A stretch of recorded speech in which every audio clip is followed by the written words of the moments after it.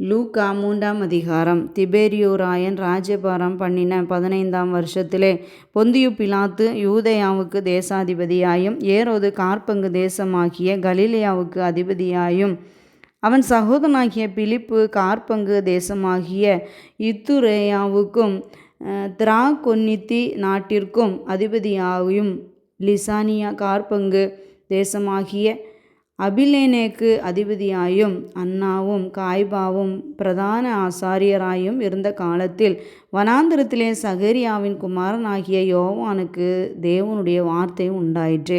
அப்பொழுது கர்த்தருக்கு வழியை ஆயத்தப்படுத்துங்கள், அவருக்கு பாதைகளை செவ்வை பண்ணுங்கள் என்றும், பள்ளங்களெல்லாம் நிரப்பப்படும், சகல மலைகளும் குன்றுகளும் தாழ்த்தப்படும், கோணலானவைகள் செவ்வையாகும், கரடானவைகள் சமமாகும் என்றும், மாம்சமான யாவரும் தேவனுடைய இரட்சிப்பை காண்பார்கள் என்றும், வனாந்திரத்திலே கூப்பிடுகிறவனுடைய சத்தம் உண்டாகும் என்று ஏசாயா தீர்க்கதரிசியின் ஆகமத்தில் எழுதியிருக்கிற பிரகாரமாய் அவன் யோர்தான் நதிக்கு அருகான தேசம் எங்கும் போய் பாவ மன்னிப்புக்கு என்று மனம் திரும்புதலுக்கு ஏற்ற ஞானஸ்நானத்தை குறித்து பிரசங்கித்தான். அவன் தன்னிடத்தில் ஞானஸ்நானம் பெறும்படிக்கு புறப்பட்டு வந்த திரளான ஜனங்களை நோக்கி, விரியன் பாம்பு குட்டிகளே, வருங்கோபத்துக்கு தப்பித்து கொள்ள உங்களுக்கு வகை காட்டினவன் யார்? மனம் திரும்புதலுக்கு ஏற்ற கனிகளை கொடுங்கள். ஆபிரகாம் எங்களுக்கு தகப்பன் என்று உங்களுக்குள்ளே சொல்லத் தொடங்காதிருங்கள். தேவன் இந்த கல்லுகளினாலே ஆபிரகாமுக்கு பிள்ளைகளை உண்டு பண்ண வல்லவராயிருக்கிறார் என்று உங்களுக்கு சொல்லுகிறேன். இப்பொழுதே கோடரியானது மரங்களின் வேரருகே வைத்திருக்கிறது.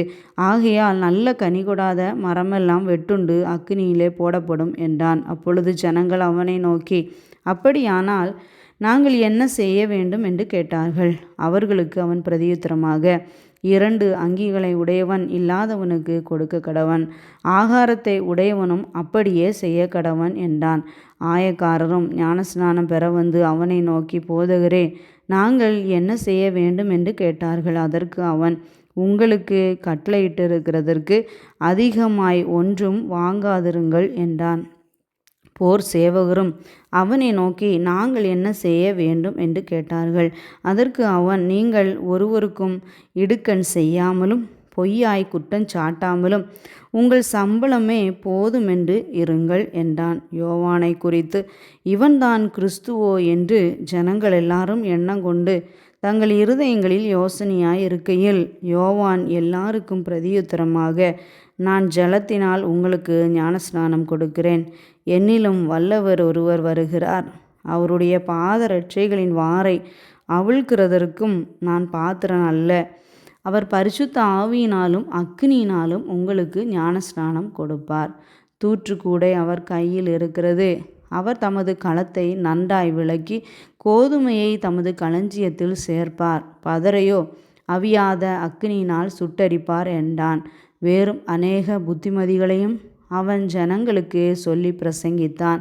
காற்பங்கு தேசாதிபதியாகிய ஏரோது தன் சகோதரனாகிய பிலிப்புவின் மனைவி ஏரோதியாளின் நிமித்தமாகவும் தான் செய்த மற்ற பொல்லாங்குகளின் நிமித்தமாகவும் யோவானால் கடிந்து கொள்ளப்பட்ட போது தான் செய்த மற்றெல்லா பொல்லாங்குகளும் தவிர யோவானையும் காவலில் அடைத்து வைத்தான். ஜனங்கள் எல்லாரும் ஞானஸ்நானம் பெற்றபோது இயேசுவும் ஞானஸ்நானம் பெற்று ஜெபம் பண்ணுகையில் வானம் திறக்கப்பட்டது. பரிசுத்த ஆவியானவர் ரூபங்கொண்டு புறாமை போல் அவர் மேல் இறங்கினார். வானத்திலிருந்து ஒரு சத்தமும் உண்டாகி, நீர் என்னுடைய நேசகுமாரன், உம்மில் பிரியமாயிருக்கிறேன் என்று உரைத்தது. அப்பொழுது இயேசு ஏறக்குறைய 30 வயது உள்ளவரானார். அவர் யோசேப்பின் குமாரன் என்று எண்ணப்பட்டார். அந்த யோசேப்பு ஏலியின் குமாரன், ஏலி மாத்தாத்தின் குமாரன், மாத்தாத் லேவியின் குமாரன், லேவி மெல்கியின் குமாரன், மெல்கி யன்னாவின் குமாரன், யன்னா யோசேப்பின் குமாரன், யோசேப்பு மத்தத்தியாவின் குமாரன், மத்தத்தியா ஆமோஸின் குமாரன், ஆமோஸ் நாகூமின் குமாரன், நாகூம் எஸ்லியின் குமாரன், எஸ்லி நங்காயின் குமாரன், நங்காய் மாகாத்தின் குமாரன், மாகாத் மத்தத்தியாவின் குமாரன். மத்தத்தியா செமேயின் குமாரன். செமேய் யோசேப்பின் குமாரன். யோசேப்பு யூதாவின் குமாரன். யூதா யோவன்னாவின் குமாரன். யோவன்னா ரேசாவின் குமாரன். ரேசா செருபாபேலின் குமாரன். செருபாபேல் சலத்தியேலின் குமாரன். சலாத்தியேல் நேரியின் குமாரன். நேரி மெல்கியின் குமாரன். மெல்கி அத்தியின் குமாரன். அத்தி கோசோமின் குமாரன். கோசாம் எல்மோதாமின் குமாரன். எல்மோதாம் ஏரியின் குமாரன். ஏர் யோசேயின் குமாரன். யோசே எலியேசரின் குமாரன். எலியேசர் யோரீமின் குமாரன். யோரீம் மாத்தாத்தின் குமாரன். மாத்தாத் லேவியின் குமாரன். லேவி சிமியோனின் குமாரன். சிமியோன் யூதாவின் குமாரன். யூதா யோசேப்பின் குமாரன். யோசேப்பு யோனானின் குமாரன். யோனான் எலியாக்கீமின் குமாரன். எலியாக்கீம் மெலேயாவின் குமாரன். மெலேயா மைனானின் குமாரன். மைனான் மாத்தாத்தாவின் குமாரன். மாத்தாத்தா நாத்தானின் குமாரன்.